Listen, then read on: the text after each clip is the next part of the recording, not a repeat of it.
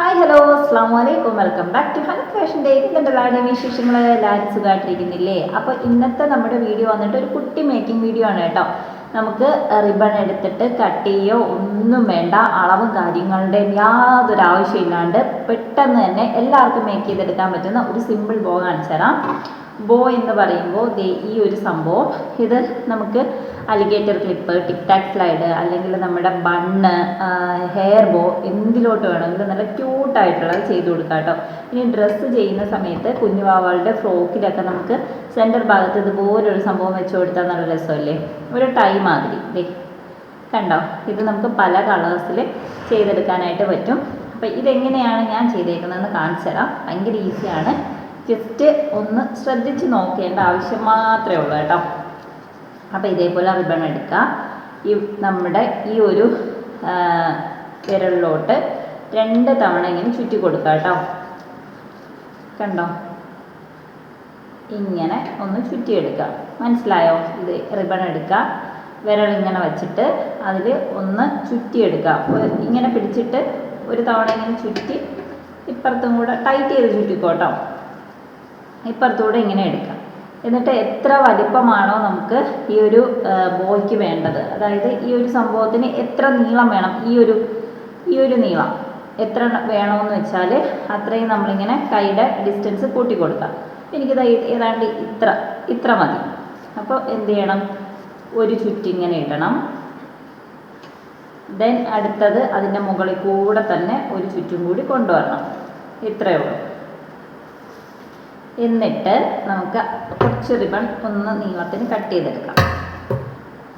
അതിനുശേഷം നമുക്കിതൊന്ന് ടൈറ്റ് ചെയ്ത് കെട്ടിക്കൊടുക്കണം. അതാ ഇത്രയും ഇട്ടിട്ടുണ്ട്. ഇതിനെങ്ങനെ കെട്ടണമെന്ന് ചോദിച്ചാൽ ഇതേപോലെ ഇങ്ങനെ എടുക്കുക, ജസ്റ്റ് ഇങ്ങനെ പിടിക്കുക. എന്നിട്ട് കണ്ടോ, ഇവിടെ ഇട്ട് ഇങ്ങനെ പിടിച്ചു. എന്നിട്ട് ഇതിൻ്റെ അകത്തും കൂടി നമുക്കിതിനെങ്ങനെ എടുത്താൽ മതി. ഇപ്പം ഞാൻ കട്ട് ചെയ്തെടുത്തപ്പോൾ റിബണിന് കുറച്ചൊന്ന് നീളം കുറഞ്ഞിട്ടുണ്ട്. നമുക്ക് കുറച്ചും കൂടി നീളത്തിന് റിബൺ കട്ട് ചെയ്യുന്നതുകൊണ്ട് പ്രശ്നമില്ല കേട്ടോ. കണ്ടോ, അകത്തും കൂടി ഇട്ടിട്ട് ഇങ്ങോട്ടേക്ക്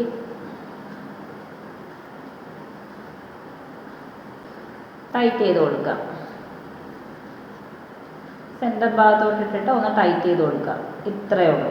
എന്നിട്ട് എന്ത് ചെയ്യണം, ഇതിവിടെ ടൈറ്റ് ആയി കഴിഞ്ഞാൽ നമുക്ക് ഈ കൈയിന്ന് വിട്ടു കൊടുക്കണം. അപ്പോൾ ഈ ഒരു നമ്മളിവിടെ ചുറ്റി വെച്ചിരുന്നില്ലേ, അതിനെയും പുറത്തോട്ട് എടുക്കാം. കണ്ടോ, ഇതാണ് നമ്മുടെ ടൈ.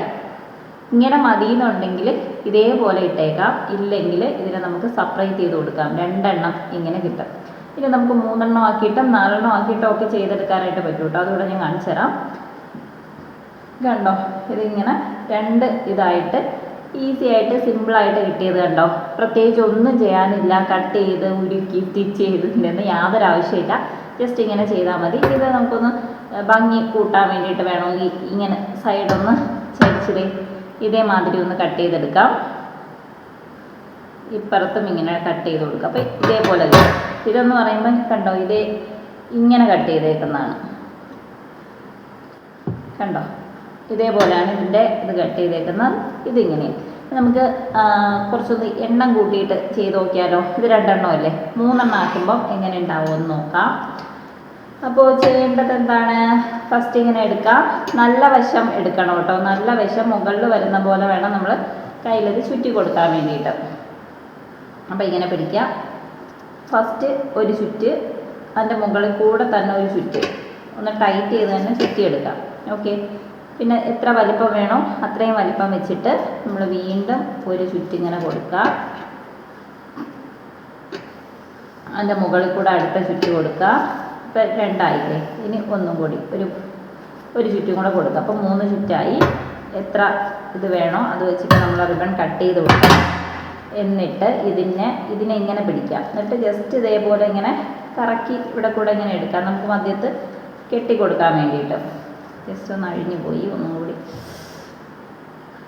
ഇതേപോലെ അഴിഞ്ഞു പോകാനുള്ള ചാൻസ് ഉണ്ട്. അപ്പോൾ എന്ത് വേണം, നമ്മൾ ഇറുക്കി പിടിച്ചിട്ട് കറക്റ്റായിട്ടൊന്ന് ഹാൻഡിൽ ചെയ്ത് കൊടുക്കണം, ഇല്ലെങ്കിൽ പെട്ടെന്ന് അഴിഞ്ഞു പോകും.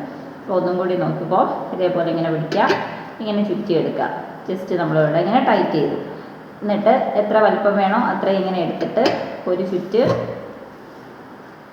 അടുത്തത് രണ്ടാമത്തെ ചുറ്റ്, ദെൻ മൂന്നാമത്തെ ചുറ്റ്.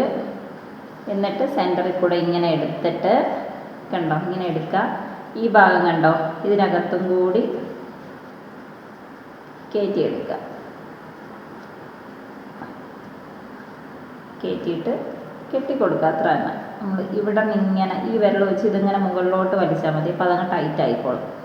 ടൈറ്റായി കഴിഞ്ഞാൽ നമുക്ക് ഈ കയ്യിൽ ചുറ്റഴിച്ചെടുക്കാം. അപ്പോൾ ഇങ്ങനെ കിട്ടും. കണ്ടോ, ഇത് ഇതേപോലെ യൂസ് ചെയ്യാം. അപ്പോൾ കുറച്ച് തട്ടിക്കിരിക്കും. അല്ലെങ്കിൽ നമ്മളിപ്പോൾ 3 എണ്ണം ആക്കിയിട്ടാണ് എടുത്തേക്കുന്നത്. ആ 3 എണ്ണത്തിന് സെപ്പറേറ്റ് ചെയ്ത് കൊടുക്കാം. അപ്പോൾ കുറച്ച് ഭംഗിയിൽ ഇരിക്കും, കുറച്ച് വലിപ്പത്തിൽ ഉണ്ടാവും.